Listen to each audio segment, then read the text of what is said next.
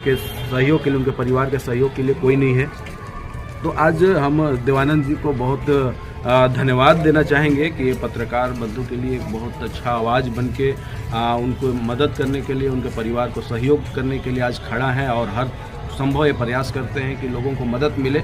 और रहा अजय जी का जो बात है, जहाँ तक हमको सुनने को मिला है कि वो रात में सोए हुए थे, सुबह 4 बजे से वो घर से गायब हैं और जहाँ पे उनका घटना हुआ है बताया जा रहा है, जो गैंगमैन के द्वारा बताया गया फ़ोन करके कि वहाँ पे वो मृत पाए गए या सुसाइड करके वहाँ पे पड़े हुए हैं, इस टाइप से बोला गया।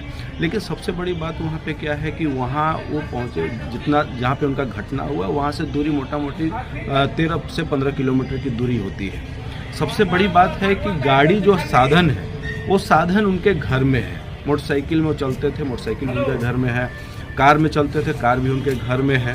और जहाँ पे घटना हुआ वहाँ अगर पैदल भी जाएंगे तो हमको लगता है कम से कम 2 घंटा से ऊपर टाइम लगेगा। और 4 बजे से गायब हैं और 2 घंटा के अंदर में अगर देखें तो दिन भी हो जाती है।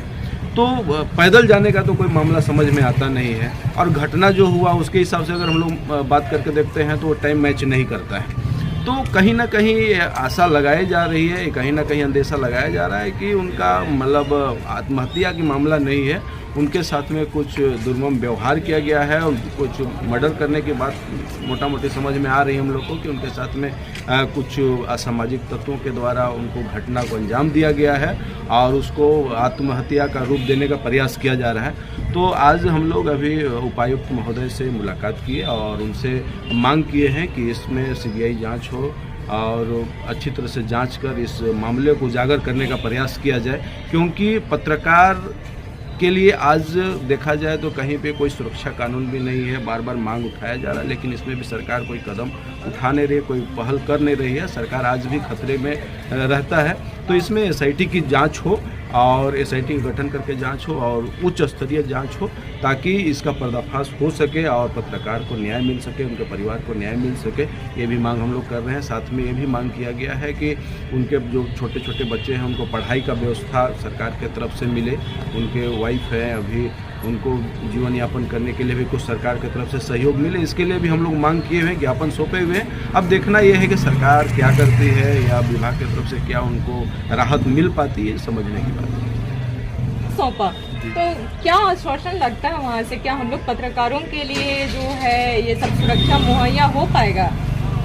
देखिए मैम, इसमें बहुत दिन से, बहुत सालों से लड़ रहे हैं लेकिन मुहैया तो अभी तक तो नहीं हुआ। आश्वासन ही मिला कि नहीं हम करेंगे, चाहे पूर्व मुख्यमंत्री हेमंत सोरेन जी हों, चाहे और मंत्री हों, सबका आश्वासन ही मिला नहीं हम पत्रकार सुरक्षा कानून लागू करेंगे, ये करेंगे, वो करेंगे, लेकिन अभी तक तो हुआ नहीं है।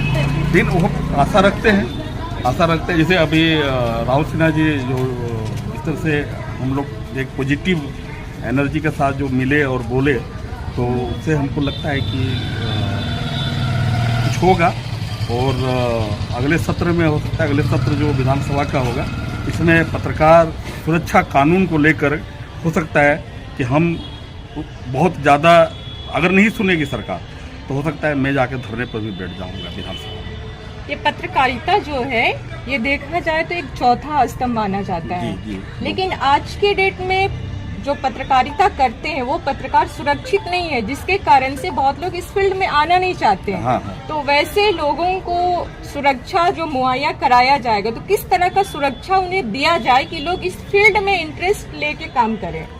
मैम, जैसे मान लीजिए सपोज मैं अभी रांची में हूँ और मांझी जाना है या पिठोरिया जाना है, रात का न्यूज है, हम लोग क्या करते हैं कि तुरंत बाइक लिए एकदम सही बात है। हाँ, लेकिन उसके लिए एक होना चाहिए सरकार की तरफ से या वहाँ के थाना की तरफ से होना चाहिए कि हम लोग को सुरक्षा वहाँ पर, जैसे 1-2 पुलिस जो है हम लोग थाना में करते हैं, ऐसा बात नहीं है कि थाना में कि असर ये घटना हुआ है हम लोग जा रहे हैं, लेकिन हम लोग की तरफ से सुरक्षा नहीं होता है। ये थाना हम लोग का नहीं, सुरक्षा में नहीं है, वो सुरक्षा तो समझिए कि हाई लेवल का सुरक्षा में रहते हैं।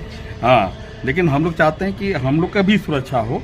जैसे ललन जी गए, हम लोग गए, आप गए, सब जाता है, तो हम लोग जो इन्फॉर्म किए तो उसमें कसम 1-2 पुलिस हमारे साथ हों रात में, हाँ दिन में भी हों, क्या कि जहाँ पर गैदरिंग होता है, वहाँ पर अटैक करने का बहुत सारा चीज होता घटना है, कभी भी हो सकती है। हो सकता है मैम।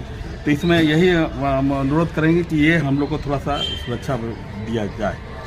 अच्छा, तो इस तरह से सुरक्षा मुहैया कराने से पत्रकार जो हैं ये फ्रीली अपने फील्ड में काम काम करेंगे, जिससे सच्चाई को वो उजागर कर पाए।